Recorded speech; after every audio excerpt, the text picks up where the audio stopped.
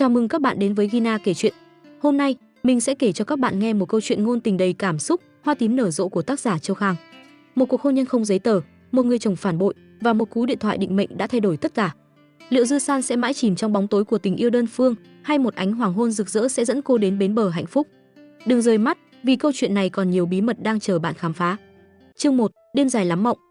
Nửa đêm, đồng hồ điểm đúng 12 giờ, ánh trăng mờ nhạt len qua rèm cửa, chiếu lên căn phòng lạnh lẽo của tôi. Phó Ngôn Chu vẫn chưa về nhà. Tôi cầm điện thoại, ngón tay lướt qua màn hình, do dự một lúc rồi bấm số của anh. Chuông reo vài hồi, giọng anh cuối cùng cũng vang lên từ đầu dây bên kia, nhưng lại mang theo vẻ qua loa quen thuộc. San San, tối nay anh bận bàn chuyện làm ăn, không về được đâu, anh nói, giọng thoáng chút mệt mỏi. Em không biết anh vất vả thế nào đâu, cả ngày chẳng có lấy một phút nghỉ ngơi. Tôi khẽ nhíu mày, định đáp lại vài câu, nhưng dường như anh đã quên tắt máy. Tiếng ồn ào từ bên kia truyền đến rõ mồn một, tiếng cười đùa của đám bạn bè, tiếng ly rượu chạm nhau leng keng, và rồi một giọng nói ngọt ngào như mật ong vang lên, khiến tim tôi chợt thắt lại. Anh Phó, em có thai rồi, mới 2 tháng thôi, không uống rượu được đâu. Giọng nói ấy thuộc về Hứa Tịnh Hòa, bạch nguyệt quang trong lòng Phó Ngôn Chu, người mà anh đã yêu thầm suốt bao năm. Không khí bên kia bỗng chốc im lặng, như thể cả thế giới ngừng thở. Nhưng chỉ vài giây sau, sự ngỡ ngàng nhanh chóng biến thành những tràng cười lớn. Ai nấy đều bắt đầu trầm trồ, tâng bốc anh không ngớt. Không ngờ anh Phó lại giỏi thế đấy. Anh thích Tiểu Hòa bao năm rồi, giờ có con cũng là lẽ thường thôi.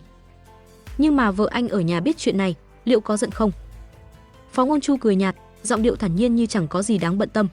Mọi người cũng đâu lạ gì chuyện này. Tôi với Dư San chỉ tổ chức đám cưới thôi, giấy đăng ký thì chưa làm. Cô ấy chẳng có quyền quản tôi đâu. Anh dừng lại một chút, rồi thêm vào, giọng điệu đầy tự tin. Hơn nữa, cô ấy yêu tôi đến mức chẳng dám giận tôi đâu mà. Tôi ngồi đó, tay vẫn nắm chặt điện thoại, hơi thở như nghẹn lại trong lồng ngực. Đúng vậy, chúng tôi chưa đăng ký kết hôn. Sau đám cưới hoành tráng ấy, tôi đã nhiều lần ngỏ ý muốn hoàn tất thủ tục pháp lý, nhưng lần nào anh cũng viện cớ bận rộn, công việc ngập đầu, rồi trì hoãn mãi. Tôi biết, trong lòng anh, hôn nhân chẳng khác gì một sợi dây trói buộc tự do của anh. Anh vẫn muốn bay nhảy, vẫn muốn tận hưởng những ngày tháng vô tư lự bên những bóng hồng vây quanh. Một bên là công việc bận rộn ở công ty, một bên là sự dịu dàng ngọt ngào của Hứa Tịnh Hòa. Còn tôi, có lẽ chỉ là cái bóng mờ nhạt trong cuộc đời anh, người mà anh để lại sau lưng mỗi khi chán chường trở về. Tôi từng nghĩ, anh mệt mỏi như vậy, tôi không nên làm phiền anh thêm. Nhưng giờ đây, nghe những lời ấy từ chính miệng anh, tôi bỗng thấy lòng mình lạnh giá. Tôi mở danh bạ, ngón tay lướt qua từng cái tên, rồi dừng lại ở một người, Từ Dịch An, kẻ đối đầu không đội trời chung với Phó Ngôn Chu trên thương trường. Trong buổi tiệc tối nay, chính giọng cười ngạo nghễ của anh ấy đã vang lên rõ nhất qua điện thoại. Tôi nhắn tin cho anh ấy, giọng điệu bình thản nhưng mang theo chút khiêu khích. Anh có thời gian không? Tôi muốn nhờ anh giúp một việc. Giúp tôi có một người thừa kế cho nhà họ Phó. Đối thủ của anh làm ăn lớn như vậy, chắc chắn cũng cần một đứa con để kế thừa, đúng không? Tin nhắn vừa gửi đi, tôi nghe thấy tiếng cười ngạo mạn bên kia điện thoại đột nhiên im bặt. Từ Dịch An hẳn đã đọc được tin nhắn của tôi. Tôi mỉm cười nhạt, tưởng tượng đôi tai đỏ bừng của anh ấy khi nhận ra ý định của tôi. Căn biệt thự 3 tầng rộng lớn giờ đây trở nên trống trải hơn bao giờ hết. Tôi đã cho toàn bộ người giúp việc nghỉ phép, chỉ còn lại mình tôi trong không gian lạnh lẽo này. Trước mặt tôi là bó hoa hồng mà tôi từng tỉ mỉ chọn mua, nhưng giờ đây, những cánh hoa đã bắt đầu héo úa, chẳng còn chút sức sống nào. Tôi và Phó Ngôn Chu đến với nhau vì một cuộc hôn nhân thương mại. Hai gia đình lớn mạnh, hai đế chế kinh doanh không thể tách rời, đã buộc chúng tôi vào một mối quan hệ không ai trèo cao, cũng chẳng ai hạ mình. Nhưng dường như ông trời luôn bất công với phụ nữ hơn. Anh có thể thoải mái vui chơi bên ngoài, xung quanh là những tiếng cười, những ánh mắt ngưỡng mộ. Còn tôi chỉ được phép ở lại đây, trong căn biệt thự lạnh lẽo này, chờ đợi những lần ghé thăm hiếm hoi của anh. Mỗi khi anh trở về, anh thường ném cho tôi một món quà đắt tiền, khi thì một sợi dây chuyền lấp lánh, khi thì một chiếc túi hàng hiệu xa xỉ. Anh gọi đó là sự bù đắp, nhưng tôi biết đó chỉ là cách anh xoa dịu lương tâm mình. San San, anh bận việc bên ngoài, tiệc tùng nhiều quá, em cứ ở nhà lo liệu mọi thứ là được, anh từng nói vậy, nhẹ nhàng nhưng đầy quyền uy. Câu nói ấy biến tôi thành một người quản gia bất đắc dĩ, còn những món quà ngày càng chất đống trong tủ, như một lời nhắc nhở về sự cô đơn của tôi. Điện thoại rung lên, tin nhắn từ Từ Dịch An hiện trên màn hình. Chị San San, chị cũng biết tôi với Phó Ngôn Chu không hợp nhau mà. Nếu biết trước hôm nay anh ta ở đây, tôi đã chẳng đến buổi tiệc này rồi. Tôi mỉm cười, đáp lại nhanh chóng. Vậy nên tôi mới nhờ anh giúp đấy. Đầu dây bên kia im lặng một lúc, rồi tin nhắn tiếp theo đến, mang theo chút ngạc nhiên. Chị San San, chị nghiêm túc sao? Nếu tôi trở thành cha của người thừa kế nhà họ Phó, chắc gia phả nhà tôi phải viết lại một trang mới mất. Tất nhiên là nghiêm túc. Ngày kia là cuộc đua xe của anh, tôi sẽ đến tìm anh. Được, chị San San, tôi đợi chị. Qua màn hình, tôi như thấy được đôi tai đỏ bừng của Từ Dịch An. Anh ấy nhỏ hơn tôi 3 tuổi, luôn mang vẻ trẻ trung, phóng khoáng, khác hẳn sự lạnh lùng, tính toán của Phó Ngôn Chu. Cuộc đối đầu giữa nhà họ Từ và nhà họ Phó trên thương trường không ai là không biết. Nếu cuộc hôn nhân này đã chẳng thể tuân theo quy tắc ban đầu, thì tôi cũng chẳng ngại tìm một lối đi khác cho mình. Tôi mở nhóm chat với đám bạn thân, gửi một bao lì xì 200 tệ để kiểm tra xem họ có online không, rồi nhắn thêm một dòng. Hứa Tịnh Hòa đang mang thai con của Phó Ngôn Chu, tôi muốn nhờ các cậu giúp một chuyện.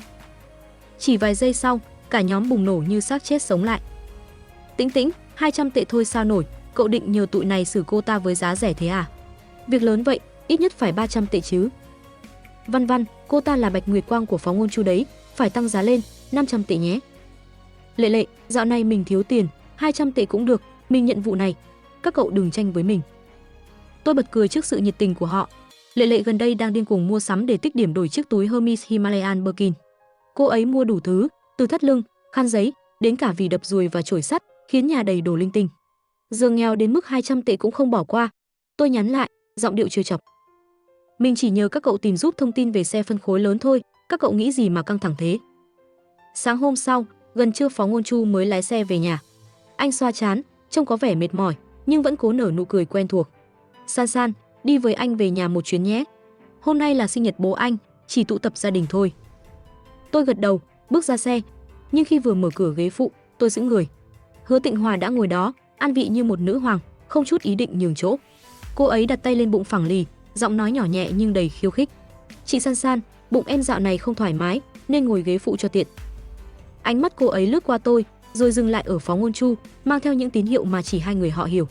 Tôi biết, Hứa Tịnh Hòa từng là tiểu thư nhà giàu, nhưng gia đình phá sản sau khi cô ấy đi du học. Giờ đây, để duy trì cuộc sống xa hoa, cô ấy quay lại bám víu Phó Ngôn Chu, người từng si mê cô ấy đến mức mù quáng. Phó Ngôn Chu nhíu mày, quát khẽ, ghế phụ là chỗ của San San, em ngồi ra sau đi. Rồi anh quay sang tôi, giọng dịu dàng hơn, San San, anh còn vài việc chưa xong, nên dẫn Tiểu Hòa theo để xử lý email. Em đừng để tâm nhé. Tôi mỉm cười nhạt, ngăn Hứa Tịnh Hòa đang định đứng dậy. Không cần đổi đâu, tôi có việc, ngồi sau tiện hơn. Tôi leo lên ghế sau, mở điện thoại xem đống thông tin về xe phân khối lớn mà Lệ Lệ gửi. Hứa Tịnh Hòa nở nụ cười đắc ý, còn Phó Ngôn Chu thì thoáng ngạc nhiên khi thấy tôi chẳng bận tâm đến anh. Anh đưa qua một phần bữa sáng, giọng nhỏ nhẹ. Người giúp việc nghỉ hết rồi, em chưa ăn sáng đúng không? Anh mua cho em này.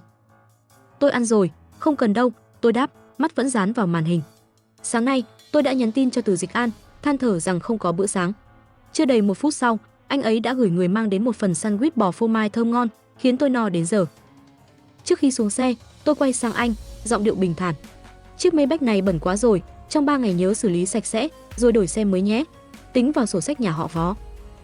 Phó Ngôn Chu ngẩn người, nhưng tôi chẳng đợi anh trả lời, bước thẳng ra ngoài, lòng nhẹ nhàng như gió thoảng. Chương 2, gió lùa qua kẽ tay. Buổi tiệc sinh nhật của bố Phó Ngôn Chu diễn ra trong không khí ấm cúng, nhưng lại chẳng thiếu những ánh mắt dò xét. Căn nhà cũ của nhà họ Phó nằm nép mình giữa khu vườn xanh mát, ánh đèn vàng dịu nhẹ hắt lên những bức tường cổ kính, tạo nên một khung cảnh vừa sang trọng vừa gần gũi. Hôm nay không phải đại thọ, nên chỉ có vài người thân trong gia đình tụ họp, nhưng sự xuất hiện của Hứa Tịnh Hòa lại khiến không gian trở nên ngột ngạt. Cô ấy ngồi đó, đôi mắt long lanh như chú thỏ nhỏ, lúc ngước lên nhìn mọi người, lúc lại cúi xuống đầy e ấp. Chiếc váy trắng tinh khôi cô ấy mặc tôn lên vẻ dịu dàng, nhưng tôi biết, đằng sau sự ngoan ngoãn ấy là một trái tim không cam chịu. Khi tôi bước xuống xe và buông câu nói về chiếc Maybach bẩn thỉu, đôi môi cô ấy đã mím chặt, ánh mắt thoáng chút ấm ức. Nhưng trước mặt gia đình nhà họ Phó, cô ấy không dám khóc, chỉ lặng lẽ xoa xoa bụng, như muốn nhắc nhở mọi người về chiến tích của mình. Bố Phó là một người đàn ông nghiêm nghị với mái tóc đã điểm bạc, rõ ràng không hài lòng với sự hiện diện của Hứa Tịnh Hòa. Ông ngồi ở đầu bàn, đôi mắt sắc bén quét qua cô ấy, rồi dừng lại ở Phó Ngôn Chu.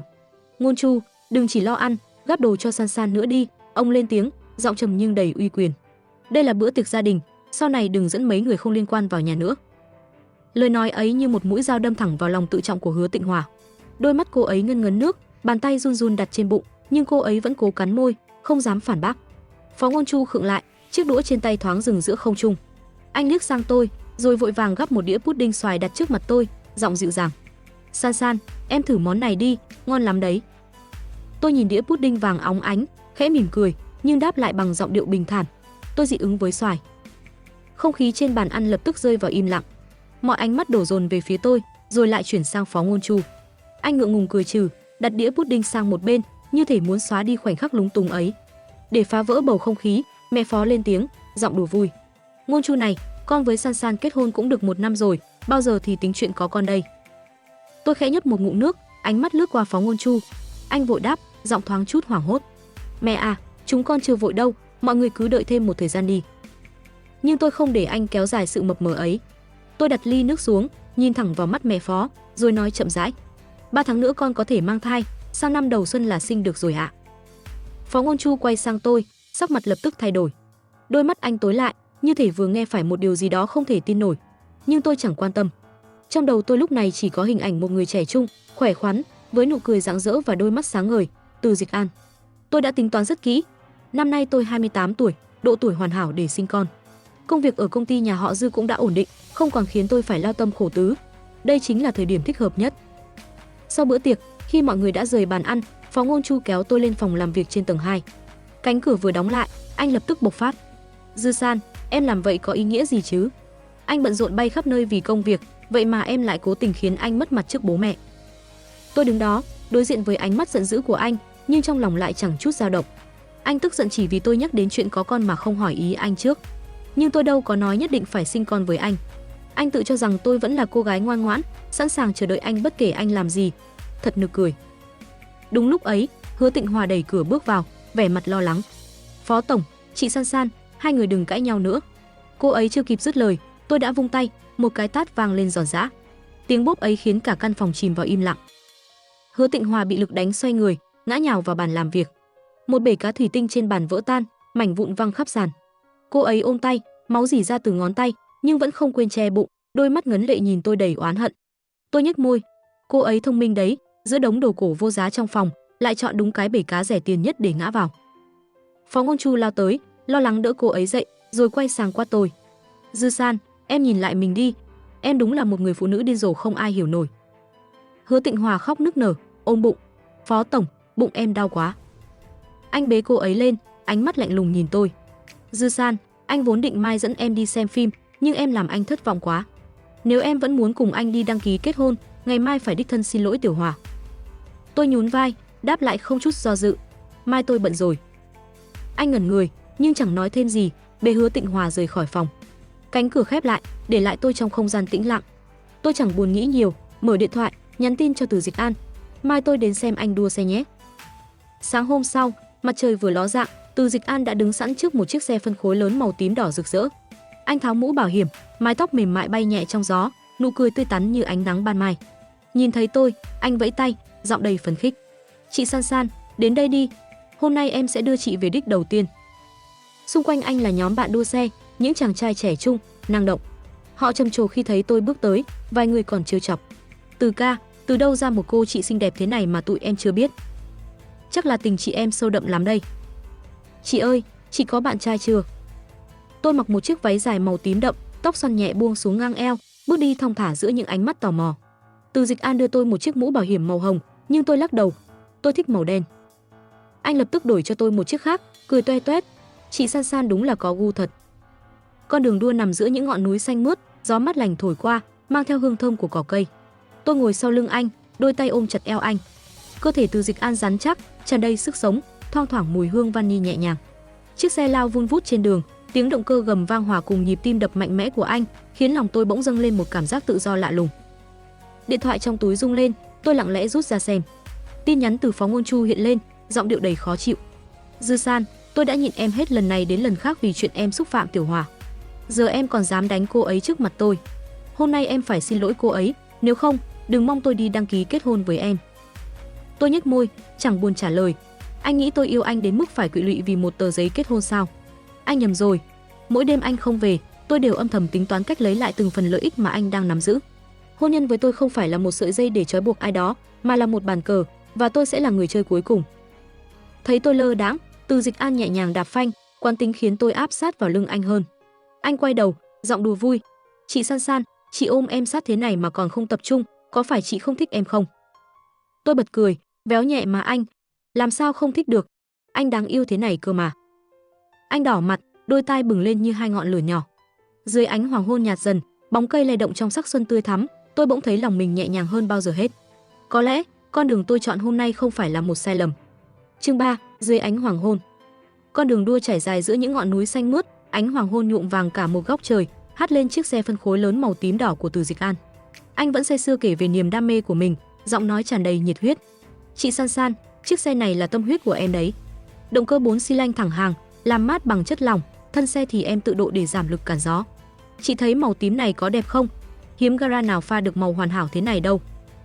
Tôi ngồi sau lưng anh, đôi tay ôm chặt eo anh, gió lùa qua mái tóc xoăn nhẹ, mang theo hương thơm của cỏ cây và chút mát lành của buổi chiều tà. Lời anh nói cứ trôi qua tai tôi như một bản nhạc, nhưng tôi chẳng thể tập trung. Đầu óc tôi đang bị kéo về một tin nhắn vừa nhận được từ Phó Ngôn Chu. Dư San, em còn chưa đến xin lỗi Tiểu Hòa sao? Rốt cuộc em đang ở đâu? Thật phiền phức. Tôi đáp qua loa, tôi đang trên đường. Rồi tắt màn hình, quay lại nhìn Từ Dịch An.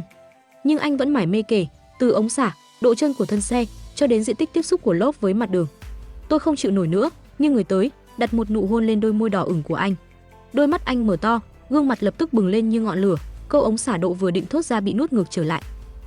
Nụ hôn ấy ngắn ngủi nhưng đủ để làm trái tim tôi rung lên một nhịp lạ. Gió ngừng thổi, không gian như lắng lại, chỉ còn tiếng động cơ xe khẽ rung dưới chân chúng tôi. Từ Dịch An ngượng ngùng gãi đầu, đôi tai đỏ rực. Chị San San, chị làm gì thế? Tôi mỉm cười, giọng đùa vui. Để anh ngừng nói về xe chứ làm gì. Tai tôi sắp ù vì mấy cái xi lanh của anh rồi. Anh bật cười, ánh mắt sáng lấp lánh dưới ánh hoàng hôn. Vậy được, em không nói về xe nữa. Chị San San, gần đây nhà em có một căn biệt thự trên đỉnh núi, cảnh đêm ở đó đẹp lắm. Em mời chị đến ngồi chơi được không? Tôi gật đầu, chẳng chút do dự. Được chứ, dẫn đường đi. Chiếc xe phân khối lớn lại lao đi, tiếng động cơ gầm vang hòa cùng tiếng gió. Chúng tôi đến căn biệt thự khi trời đã tối hẳn. Ngôi nhà nằm chênh vênh trên sườn núi, cửa kính lớn mở ra một bầu trời đầy sao lấp lánh. Bên trong, không gian yên tĩnh đến lạ, không một tiếng động nào ngoài tiếng bước chân của chúng tôi. Từ Dịch An kéo rèm cửa, ánh sáng từ bên ngoài hắt vào, chiếu lên gương mặt anh, làm nổi bật đường nét trẻ trung, rắn rỏi. Anh bước tới gần, đôi tay khẽ chạm vào vai tôi, ánh mắt thoáng chút ngập ngừng. Chị San San, chị đẹp thật đấy. Chiếc váy tím này hợp với chị hơn bất cứ thứ gì em từng thấy. Tôi khẽ nghiêng đầu, nhìn anh qua khóe mắt. Anh cũng biết cách nói lời ngọt ngào nhỉ. Anh đỏ mặt, bàn tay trượt từ vai xuống eo tôi, nhẹ nhàng kéo khóa váy. Nhưng đúng lúc ấy, điện thoại tôi rung lên. Là Văn Văn gọi. Tôi nhấc máy, giọng cô ấy vang lên đầy phấn khích. San San, mình vừa thấy Phó Ngôn Chu và con Bạch Nguyệt Quang của anh ta ở rạp chiếu phim. Cô ta gần như dính chặt vào người anh ta luôn rồi. Lần trước 200 tệ bị Lệ Lệ giành mất, giờ cô ấy ngày nào cũng khoe cái túi Hermes Himalayan trên WeChat, mình hối hận đến mất ngủ 2 ngày. Hôm nay mình chỉ lấy 200 tệ thôi, xử lý cặp đôi này cho cậu, khuyến mãi 2 trong 1 luôn. À, mà cậu đang làm gì đấy? Tôi thở dài, liếc nhìn Từ Dịch An đang đứng ngẩn ngơ bên cạnh, vừa đến bước cởi đồ. Văn Văn im lặng một giây, rồi vội vàng dập máy. Tôi bật cười, nhưng chưa kịp đặt điện thoại xuống, tin nhắn từ Phó Ngôn Chu lại nhảy vào. Sao vẫn chưa thấy em đâu? Rốt cuộc em đang ở đâu? Mau đến xin lỗi đi. Từ Dịch An cúi xuống, đôi môi khẽ lướt qua tai tôi, hơi thở ấm áp khiến tôi run nhẹ. Chị San San, đừng để ý đến anh ta nữa, được không? Tôi gật đầu, cố giữ bình tĩnh, giọng nói nhẹ nhàng nhưng kiên định. Từ Dịch An, nhớ ký hợp đồng mảnh đất Nam Cảng nhé. Tôi đảm bảo trong 2 năm, lợi nhuận đầu tư của anh sẽ gấp đôi. Chúng ta chắc chắn sẽ hợp tác rất vui vẻ. Anh mỉm cười, ánh mắt lấp lánh. Chị San San, phần tiếp theo chúng ta sẽ còn vui vẻ hơn nữa. Nửa đêm, một cơn mưa lớn bất ngờ ập đến. Những hạt mưa to như hạt đậu rơi lộp độp xuống cửa kính, vang lên từng nhịp đều đặn. Sau cơn mưa này, mùa hè dường như đã chính thức bắt đầu. Tôi nằm trên chiếc giường rộng trong căn biệt thự, cơ thể mỏi nhừ nhưng lòng lại nhẹ nhàng kỳ lạ. Từ Dịch An nằm bên cạnh, hơi thở đều đều, đôi tay vẫn ôm chặt lấy eo tôi như sợ tôi biến mất. Tôi ngáp dài, với tay lấy điện thoại đang lật úp bên gối. Màn hình sáng lên, hiển thị 73 cuộc gọi nhỡ. 3 cuộc từ đám bạn thân, còn lại 70 cuộc đều từ Phó Ngôn Chu. Tôi lướt qua tin nhắn, khóe môi khẽ nhếch lên khi đọc những dòng chữ từ nhóm bạn. Tĩnh Tĩnh, người nhà cậu vừa gọi hỏi cậu đi đâu. Mình bảo cậu đi xem phim với mình, nhớ gọi lại cho anh ta nhé. Văn Văn, Phó Ngôn Chu hỏi cậu ở đâu, mình bảo cậu đang hát karaoke với mình. Sao anh ta cứ thúc ép thế nhỉ? Lệ Lệ, lão Phó gọi mình bảo biệt thự nhà cậu bị cắt nước, cậu qua nhà mình tắm. Nhớ khớp lời khai nhé, đừng để lệch kịch bản. Rồi đến loạt tin nhắn điên cuồng từ Phó Ngôn Chu. Rốt cuộc em đi đâu rồi? Thôi, anh sẽ đến biệt thự đón em. Nhớ mang quà xin lỗi cho Tiểu Hòa nhé. Lấy chiếc vòng cổ kim cương tím đó đi, cô ấy thích lắm. Nửa tiếng sau, anh ta càng mất bình tĩnh. Em không ở nhà, em đi đâu rồi? Mẹ kiếp, rốt cuộc em ở đâu? Anh gọi 70 cuộc mà em không trả lời. Đám bạn của em đúng là quá quắt. Em bị chặt ra rồi à? Một phần ở rạp chiếu phim, một phần ở KTV, còn một phần ở nhà Lệ Lệ với cái túi Himalayan kia à? Tôi bật cười thành tiếng. Anh ta tưởng tượng cũng phong phú thật. Nhưng đúng lúc ấy, Cuộc gọi thứ 71 từ anh ta vang lên. Tôi vô tình trượt tay, ấn nút nghe. Giọng anh gầm lên từ đầu dây bên kia. Dư San, rốt cuộc em đang ở đâu? Sao không ở biệt thự chờ anh về? Tôi ngáp dài, cơ thể đau nhức sau một đêm dài. Tôi bận rồi, không chờ anh được. Từ Dịch An khẽ cựa mình, đôi môi lướt qua xương quai xanh của tôi, cắn nhẹ một cái. Tôi bất giác rên khẽ, âm thanh ấy quá đỗi ám muội, truyền thẳng qua điện thoại đến tai Phó Ngôn Chu. Giọng anh ta càng kích động. Rốt cuộc em đang ở đâu? Rồi anh chợt dừng lại, bật cười khinh bỉ. Dư San, đây là chiêu mới của em sao? Cố tình khiến anh ghen để thu hút sự chú ý. Chiêu này không tác dụng với anh đâu. Em biết anh kiên nhẫn có giới hạn mà. Tôi bấm nút cúp máy, chẳng muốn nghe thêm. Kiên nhẫn sao nổi anh ta chứ? Tôi còn ít kiên nhẫn hơn anh ấy nhiều. Từ Dịch An ngồi dậy, đôi mắt thoáng chút ghen tuông. Chị San San, giờ em có được tính là chính thức không? Tôi ngạc nhiên nhìn anh. Chính thức gì cơ? Anh đỏ mặt, giọng nhỏ nhẹ. Thì, người yêu của chị chứ gì nữa. Tôi bật cười, véo nhẹ mà anh. Tôi chỉ muốn có một đứa con thôi, chưa nghĩ đến chuyện yêu đương đâu. Anh ngẩn người, rồi vội giải thích. Chị San San, hôm ở buổi tiệc, em cười to nhất không phải vì vui cho anh ta. Em chỉ thấy anh ta ngốc thôi. Vừa muốn tự do, vừa muốn giữ lợi ích từ cuộc liên hôn. Người như vậy, cuối cùng sẽ chẳng được gì đâu. Tôi gật đầu. Ai cũng thấy rõ điều đó, chỉ có Phó Ngôn Chu là mải mê trong tổ ấm giả tạo của mình. Điện thoại hiển thị 4 giờ sáng, trời vẫn còn tối đen. Tôi kéo cổ anh xuống, thì thầm.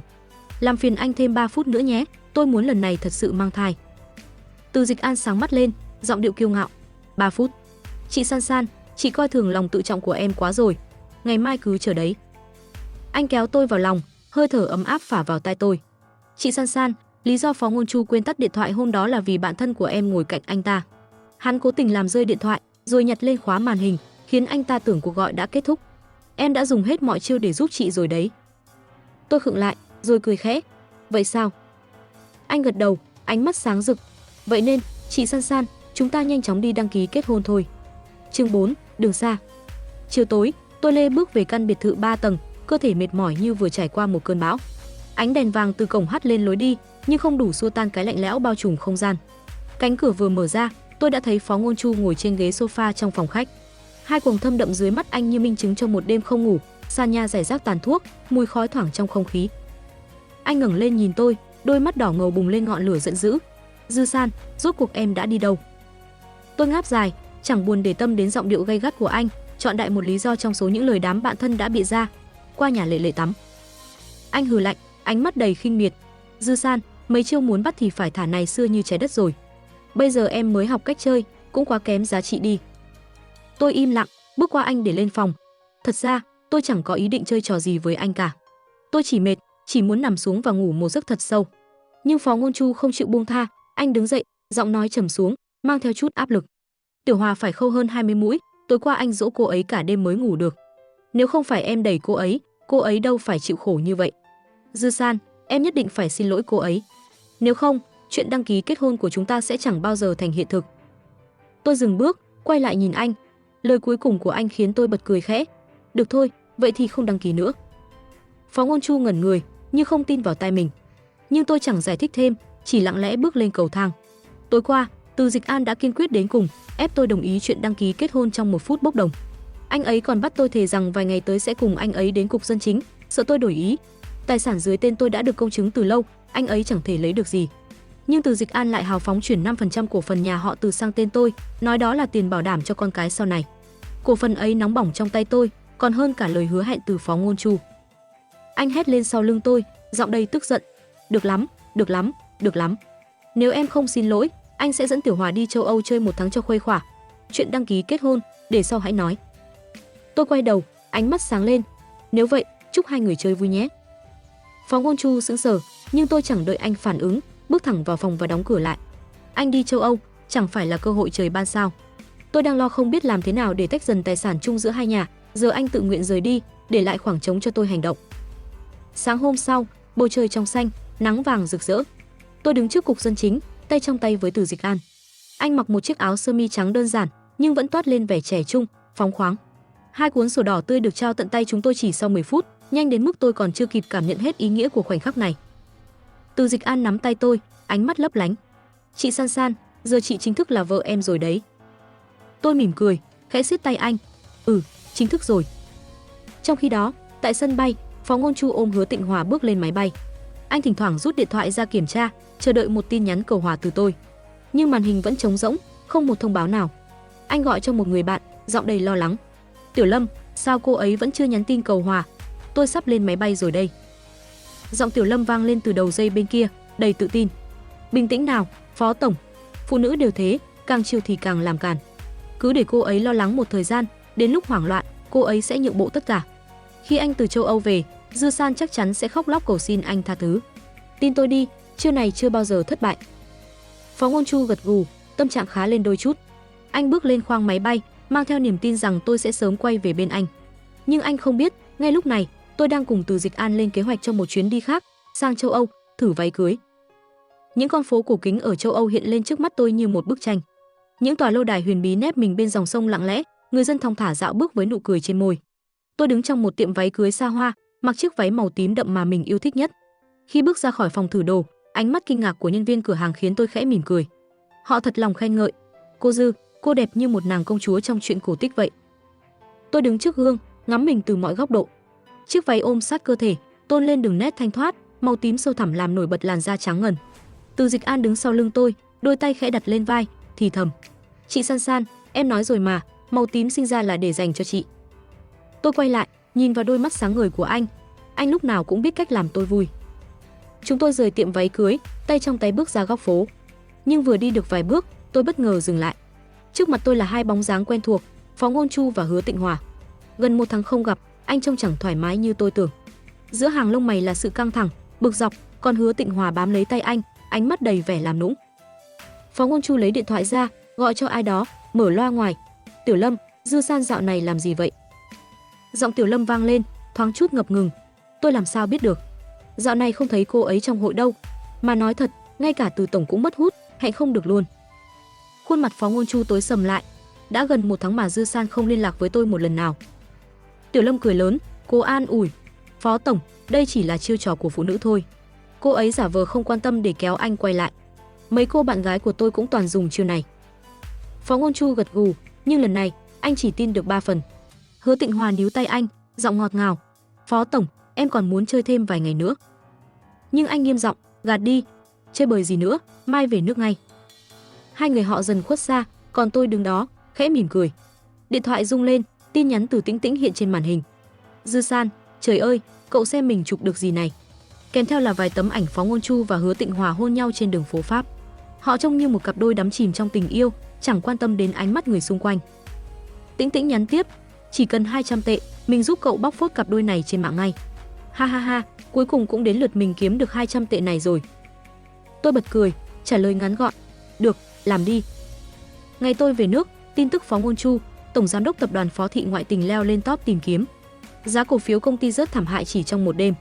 Tài khoản Weibo của Hứa Tịnh Hòa bị dân mạng tấn công không thương tiếc, hàng ngàn bình luận chửi rủa Tiểu Tam tràn ngập. Phó Ngôn Chu nhắn tin hẹn gặp tôi tại một quán cà phê và tôi vui vẻ đồng ý. Anh xuất hiện với bộ dạng tiều tụy, hai mắt thâm quầng, trông như đã lâu không nghỉ ngơi tử tế. Hai tách cà phê được mang ra, anh xoa thái dương, mở lời với giọng mệt mỏi. Anh về nước cả tuần rồi, rốt cuộc em đi đâu? Điện thoại không nghe, tin nhắn không trả lời, anh tìm em khắp nơi. Tôi nhấp một ngụm cà phê, rồi đẩy tách qua một bên, yêu cầu phục vụ mang một ly nước ép. Tôi bận ngắm Linh Dương ở châu Phi, không có thời gian nghe điện thoại. Anh ngẩn người, nhưng tôi chẳng để anh hỏi thêm, lấy từ túi ra một tờ phiếu siêu âm thai, đặt trước mặt anh. Phó Tổng, tôi có tin vui muốn báo anh. Tôi mang thai rồi, mới 1 tháng. Khuôn mặt anh đông cứng lại, sự kinh ngạc dần biến thành cơn giận. Anh đấm mạnh xuống bàn, gân xanh nổi lên. Dư San, anh đã 3 tháng không động vào em, vậy đứa con này là từ đâu ra? Tôi bình thản đáp, nếu tính kỹ, có lẽ là cái đêm tôi bị chia ra giữa rạp chiếu phim, KTV và nhà tắm đấy. Nhưng anh cẩn thận lời nói nhé, đây là con của chồng tôi. À, tôi và chồng tôi đã đăng ký kết hôn rồi, tháng sau mời anh đến dự đám cưới. Phó Ngôn Chu ngã người ra ghế, đôi mắt trống rỗng như vừa mất đi cả thế giới. Chương 5, hoa nở bên đường. Mùa hè đến, tiếng ve kêu rả rích vang lên không ngừng, hòa cùng cái nắng gay gắt trải dài trên lối vào căn biệt thự 3 tầng. Những chiếc xe tải đỗ sẵn trước cổng, công nhân bận rộn khuân vác đồ đạc ra ngoài. Từng món đồ trong căn nhà, nơi tôi và Phó Ngôn Chu từng chung sống hơn 1 năm, dần được đóng gói, chất lên xe, để lại một không gian trống rỗng đến lạnh người. Anh đứng đó, đôi mắt đỏ ngầu, cố ngăn cản nhưng chẳng biết bắt đầu từ đâu. Dư San, anh chỉ đùa giỡn với Hứa Tịnh Hòa thôi, chưa bao giờ có ý định cưới cô ta, anh nói, giọng khàn khàn như vừa trải qua một cơn bão cảm xúc. Tôi dừng lại, nhìn anh dường như đang cố gắng nhượng bộ, đôi tay nắm chặt thành quyền. Em bỏ đứa bé đi, chúng ta sẽ ngay lập tức đi đăng ký kết hôn. Anh sẽ không truy cứu chuyện quá khứ của em với người khác, anh cũng sẽ dứt khoát với Hứa Tịnh Hòa. Chỉ cần em quay về bên anh, chúng ta sẽ sống tốt với nhau, được không? Tôi khẽ đặt tay lên bụng, cảm nhận sự sống nhỏ bé đang lớn lên từng ngày. Đứa con này là điều tôi khao khát bấy lâu, là hạt giống tôi đã chọn kỹ lưỡng để gieo trồng trong thời điểm thích hợp nhất. Sao tôi có thể vì vài lời của anh mà từ bỏ nó? Tôi mỉm cười nhạt, giọng nói nhẹ nhàng nhưng kiên định. Phó tổng, đàn ông có thể không cần, nhưng con thì không thể. Đây là sự tiếp nối của cuộc đời tôi. Anh tái mặt, lắc đầu liên tục. Không phải, anh chỉ không muốn bị ràng buộc bởi hôn nhân. Dư San, em đã yêu anh nhiều năm như vậy. Nếu chúng ta không thể ở bên nhau, em có chắc rằng mình và cha của đứa bé sẽ yêu nhau đến già không? Tôi nhìn anh, ánh mắt thoáng chút hoài niệm. Đúng vậy, tôi từng yêu anh. Phó Ngôn Chu đẹp trai, hào phóng, và trong những năm anh mải mê theo đuổi Hứa Tịnh Hòa, tôi đã đứng sau lưng anh, lặng lẽ chờ đợi một cái ngoảnh đầu. Khi biết nhà họ Dư sẽ liên hôn với nhà họ Phó, tôi đã vui đến mức mất ngủ mấy đêm. Nhưng kể từ ngày Hứa Tịnh Hòa trở về, cuộc hôn nhân ấy đã biến tôi thành một kẻ ngốc nghếch, một chú hề lạc lối trong chính vở kịch của mình. Tình yêu mong manh ấy tan biến chỉ trong một khoảnh khắc. Tôi quay đi, không đáp lại. Món đồ cuối cùng được đóng gói, chiếc xe tải rời khỏi cổng, để lại căn biệt thự trống trải như một ngôi nhà hoang. Phó Ngôn Chu, anh không biết sao, hôn nhân bền vững nhất là khi trở thành một cộng đồng lợi ích, tôi nói, giọng đều đều như gió thoảng. Từ xa, tiếng động cơ xe phân khối lớn vang lên, phá tan sự tĩnh lặng. Dưới ánh hoàng hôn rực rỡ, Từ Dịch An xuất hiện, toàn thân như được phủ một lớp ánh sáng cam ấm áp. Anh tháo mũ bảo hiểm, mái tóc mềm mại bay nhẹ, rồi vẫy tay về phía tôi, nụ cười rạng rỡ. Chị San San, em đến đón chị về nhà. Tôi bước tới, ngồi lên xe, vòng tay ôm chặt eo anh. Từ Dịch An xoay mạnh tay ga, chiếc xe lao đi vun vút, gió nóng phả qua má tôi, rồi dần thay bằng sự mát lành. Phía sau, Phó Ngôn Chu đuổi theo vài bước, gào lên điên cuồng. Từ Dịch An, thì ra là cậu, chính cậu đã phá hoại tất cả sau lưng tôi. Tôi không ngoảnh lại, chỉ cảm nhận nhịp tim của Từ Dịch An hòa cùng nhịp đập của chính mình qua từng vòng quay của bánh xe. Đêm hôm đó, điện thoại tôi rung lên hàng chục lần, tất cả đều từ Phó Ngôn Chu. Tôi không bắt máy, đến khi một số lạ gọi đến, tôi tò mò nhấc lên. Giọng một người bạn của anh vang lên, đầy lo lắng. Chị San San, chị mau đến quán bar xem Phó tổng đi. Anh ấy say khướt rồi, cứ gọi tên chị mãi không chịu về. Vậy thì cứ để anh ta ngủ ở đó, tôi đáp, giọng bình thản. Nhà họ Phó chẳng lẽ không đủ tiền trả một đêm ở quán bar sao? Đầu dây bên kia im lặng, người bạn tiếp tục thuyết phục. Chị San San, anh ấy uống đến mức không màng sống chết. Nếu cứ tiếp tục, tôi sợ sẽ có chuyện không hay. Tôi nhếch môi, giọng đùa vui. Đúng là tiếc thật. Nếu tôi và anh ấy đã đăng ký kết hôn, đêm nay anh ấy có chuyện gì, tôi đã được thừa kế hết tài sản rồi. Đầu dây bên kia câm nín, rồi tôi nghe tiếng ai đó thì thầm. Phó tổng, chị San San thật sự không còn thích anh nữa rồi. Giọng khàn khàn của Phó Ngôn Chu vang lên, đầy nghẹn ngào. San San, anh không tin em sẽ bỏ rơi anh. Anh dường như đã say đến mức không kiểm soát được, lời nói lộn xộn. Anh không tìm thấy em nữa.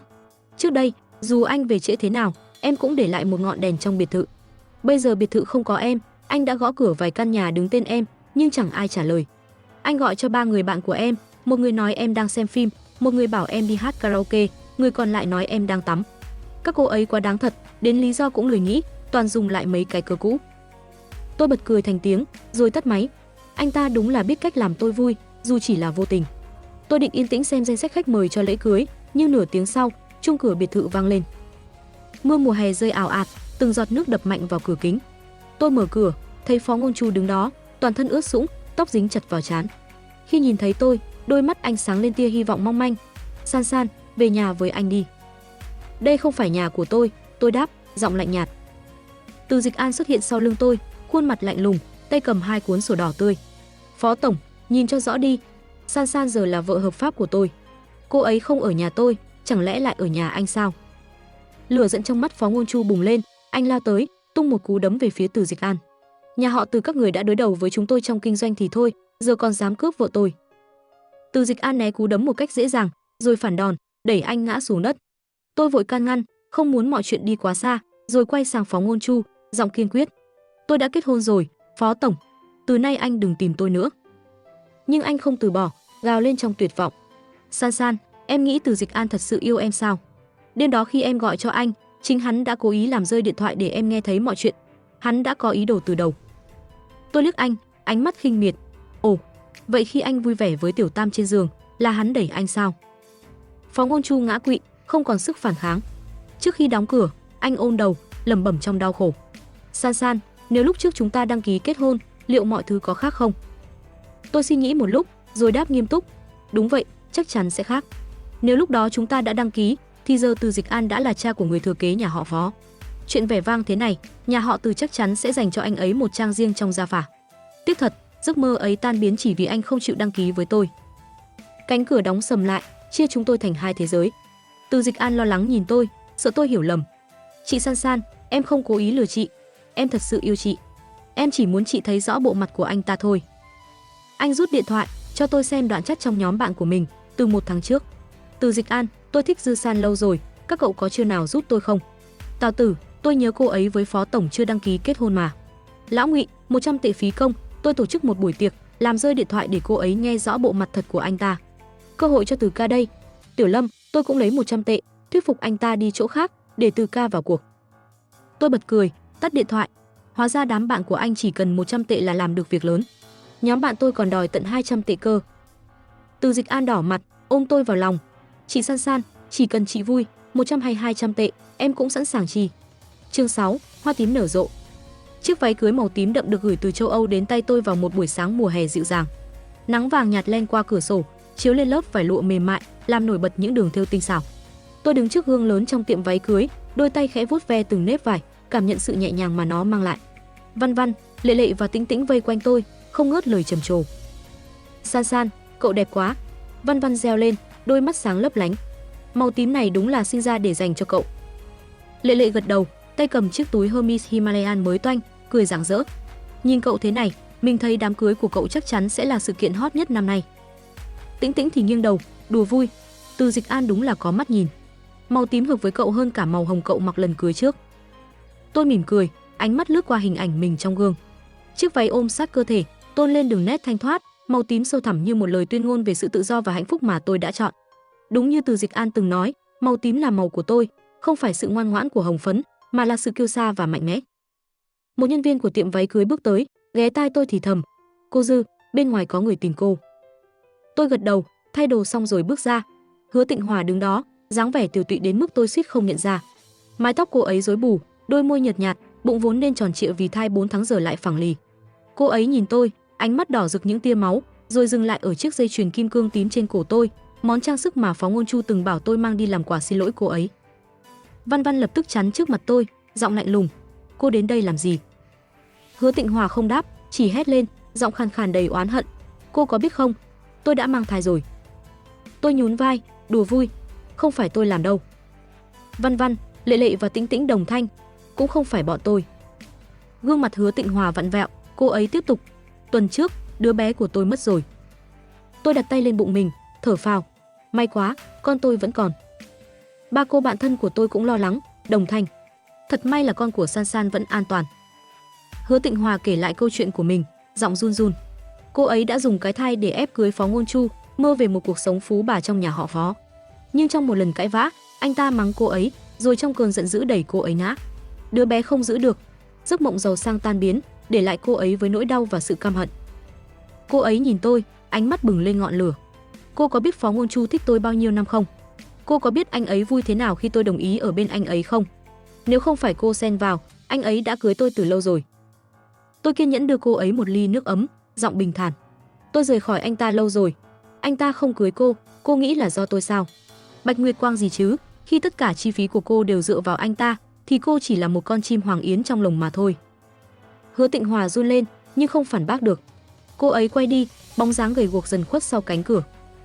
Một ngày trước lễ cưới, bố của Phó Ngôn Chu gọi cho tôi, giọng già nua và mệt mỏi: "San San, hôm nay con có thời gian đến bệnh viện thăm Ngôn Chu không? Nó uống quá nhiều, bị xuất huyết dạ dày, giờ mới thoát nguy hiểm." Tôi đồng ý, vì chút tình nghĩa còn sót lại với ông. Khi đẩy cửa phòng bệnh, tôi thấy Phó Ngôn Chu nằm trên giường, gương mặt tiều tụy đến đáng thương. Thấy tôi, đôi mắt anh sáng lên: "San San, trong lòng em vẫn có anh đúng không?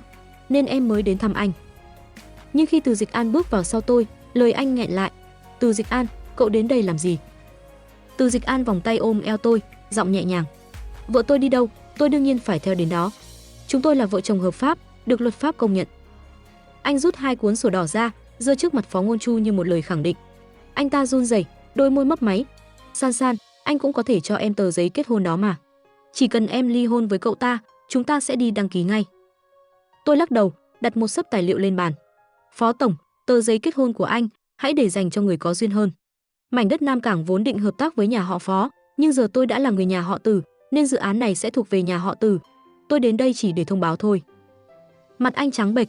Gần đây, cổ phiếu nhà họ Phó rớt giá thảm hại, bố tôi cũng ngừng hợp tác vì giận dữ. Anh níu kéo trong tuyệt vọng. San San, anh thật lòng yêu em. Mọi chuyện trước đây là lỗi của anh. Chỉ cần em quay về, anh sẽ làm bất cứ điều gì em muốn. Tôi mỉm cười nhạt. Anh yêu tôi. Có lẽ anh yêu những lợi ích tôi mang lại thì đúng hơn. Giờ tôi rất hạnh phúc, tôi không cần tình yêu của anh. Chuyện cũ đã qua, chúng ta hãy quên đi. Trước khi rời đi, anh gào lên. San San, em nghĩ Từ Dịch An thật lòng yêu em sao? Tôi quay lại, bình tĩnh đáp. Tôi 28 tuổi rồi, chẳng còn tin vào những lời ngọt ngào về tình yêu nữa. Anh ấy phù hợp với tôi, phù hợp với hôn nhân của tôi. Chúng tôi ở bên nhau, chỉ cần vậy là đủ. Cánh cửa bật mở, Hứa Tịnh Hòa lao vào như một kẻ mất trí, đấm đá Phó Ngôn Chu. Cô ta chỉ là đối tác liên hôn, sao anh lại yêu cô ta? Người anh nên yêu là em. Tôi không ngoảnh lại, nắm tay Từ Dịch An rời khỏi. Ngày cưới của tôi ngập trong không khí náo nhiệt. Bầu trời xanh trong, những cánh hoa tím rơi lấp lánh dưới ánh nắng. Tôi khoác chiếc váy cưới màu tím, đứng trên lễ đài, tay trong tay với Từ Dịch An. Anh đeo nhẫn kim cương tím vào ngón áp út của tôi, ánh mắt dịu dàng. Chị San San, chiếc dây chuyền trên cổ chị là món đồ nhà họ Từ để lạc trong buổi đấu giá 5 năm trước. Khi biết nó bị mang đi, anh định trả gấp đôi để chuộc lại. Nhưng thấy chị đeo nó, anh nghĩ thay vì để nó nằm trong két sắt, tốt hơn là để nó thuộc về người xứng đáng. Tôi ngẩn người, rồi bật cười. Anh đúng là biết cách làm tôi bất ngờ. Phía dưới, Phó Ngôn Chu ngồi trong góc, gương mặt u uất như một bóng ma. Nghe nói, anh ta đã đuổi Hứa Tịnh Hòa ra khỏi nhà sau trận đánh trong bệnh viện. Bạch Nguyệt Quang giờ chỉ là một ký ức phai nhạt. Từ Dịch An ghé sát tai tôi, thì thầm. Anh đã sớm biết hôn nhân của mình không tránh khỏi liên hôn. Nhưng anh nghĩ, nếu không thể tránh, anh sẽ chọn người anh yêu thích nhất. May mắn là, mọi thứ vẫn chưa quá muộn. Tôi mỉm cười, ôm lấy anh. Giữa những cánh hoa tím rơi, tôi cầm bó hoa cưới, lắc lắc về phía ba cô bạn thân. Tôi sắp ném bó hoa rồi đấy, ai bắt được, người đó năm nay sẽ thoát kiếp độc thân. Văn Văn hét lên. San San, nhất định phải là của mình. Tĩnh Tĩnh phản bác. Đừng mơ, mình đợi bó hoa này lâu lắm rồi. Lệ Lệ giơ túi Hermes lên. Hợp với túi của mình lắm, đừng tranh với mình. Tôi quay lưng, ném bó hoa ra sau. Nó vẽ một đường cong hoàn hảo giữa không trung, rồi rơi vào tay Lão Ngụy, bạn của Từ Dịch An. Ba cô bạn thân vỗ ngực thở phào. May mà không rơi vào mình chưa muốn kết hôn sớm đâu. Trong tiếng cười rộn ràng, tôi chợt nhớ đến đêm Phó Ngôn Chu quên tắt điện thoại. Tiếng rượu chè, tiếng cười vang vọng, và khoảnh khắc Hứa Tịnh Hòa tuyên bố mang thai đã thay đổi tất cả. Từ một con chó lang thang bị bỏ rơi, tôi đã tìm thấy con đường của mình, bên người phù hợp nhất. Chính Văn Hoàn, phiên ngoại, hương vani trong gió. Mùa xuân năm sau, ánh nắng dịu dàng len qua tán cây, rải những vệt sáng lung linh xuống con đường nhỏ dẫn vào biệt thự mới của chúng tôi. Căn nhà nằm trên một ngọn đồi thoai thoải, xung quanh là vườn hoa tím ngắt, loài hoa mà Từ Dịch An đã đích thân trồng vì biết tôi yêu thích. Gió xuân thổi nhẹ, mang theo hương thơm ngọt ngào của hoa và chút thoảng nhẹ của vani, mùi hương đặc trưng từ người đàn ông đang đứng trong bếp, lúi húi chuẩn bị bữa sáng.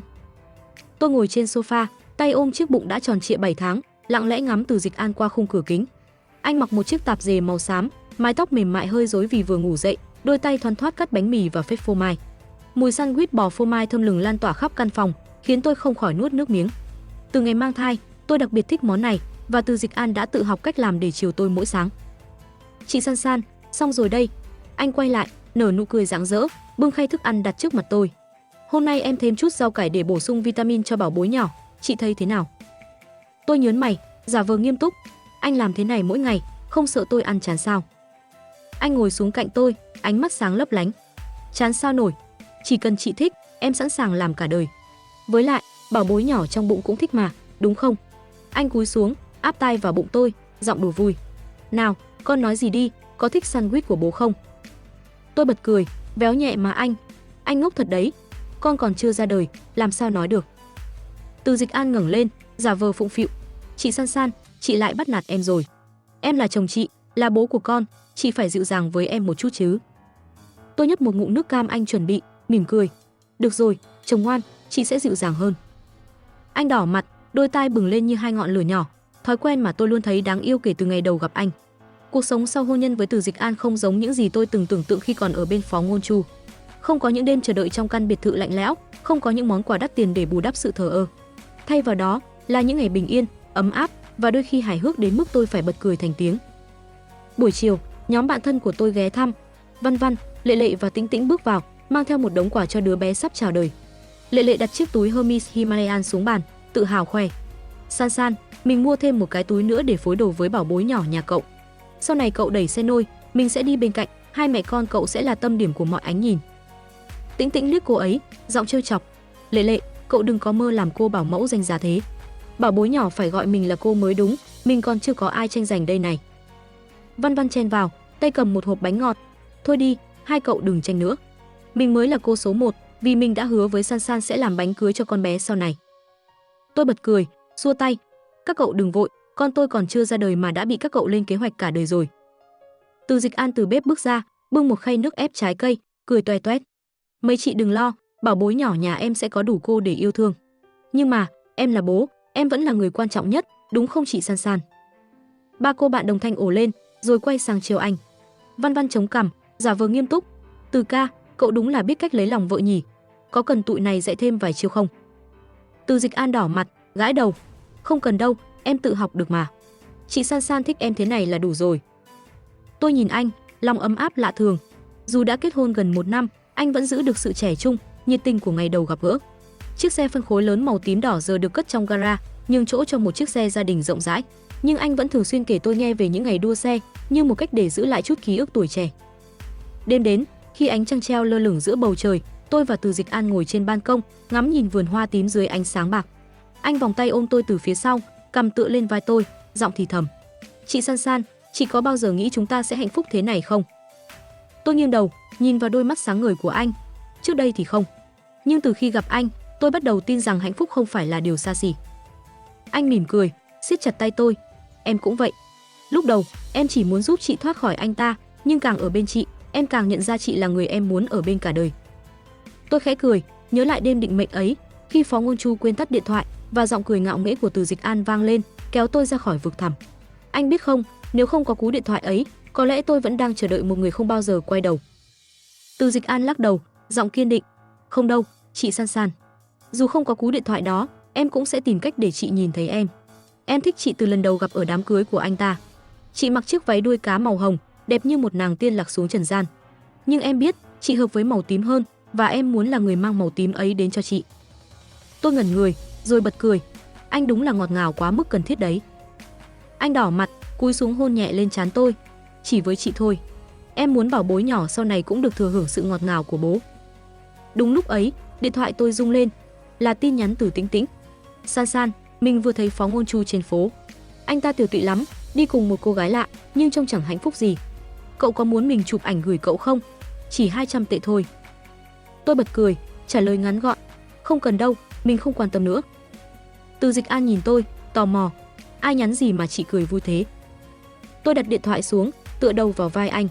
Chỉ là một câu chuyện cũ, giờ chẳng còn ý nghĩa gì nữa. Anh quan trọng hơn. Anh mỉm cười, ôm tôi chặt hơn. Gió đêm thổi qua, mang theo hương vani từ anh và hương hoa tím từ vườn. Tôi nhắm mắt, cảm nhận nhịp tim đều đặn của anh hòa cùng nhịp đập của đứa bé trong bụng.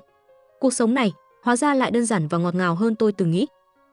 Vài tháng sau, khi tiếng khóc trẻ thơ vang lên trong phòng sinh, Từ Dịch An nắm chặt tay tôi, nước mắt lăn dài trên má. Chị San San, con chúng ta đây rồi. Một cô bé xinh đẹp, sau này chắc chắn sẽ thích màu tím như mẹ. Tôi mỉm cười yếu ớt, nhìn đứa bé trong vòng tay anh. Cô bé có đôi mắt sáng ngời giống Từ Dịch An, và tôi biết cô bé sẽ lớn lên trong một gia đình tràn đầy yêu thương, điều mà tôi từng không dám mơ tới. Ngoài kia, mùa xuân vẫn tiếp diễn, hoa tím nở rộ và hương vani trong gió mãi là dấu ấn của hạnh phúc chúng tôi. Toàn văn hoàn. Vậy là Hoa tím nở rộ của tác giả Châu Khang đã khép lại trong hương vani ngọt ngào và những cánh hoa tím rực rỡ. Các bạn nghĩ sao về hành trình của Dư San, từ một người vợ bị lãng quên đến nữ hoàng của chính cuộc đời mình? Nếu bạn yêu thích câu chuyện này, đừng quên để lại một like, nhấn subscribe kênh Gina kể chuyện và bật chuông thông báo để không bỏ lỡ những câu chuyện hấp dẫn tiếp theo. Hoa tím đã nở, nhưng còn những bí mật nào chưa được hé lộ? Hẹn gặp lại các bạn trong video sau nhé!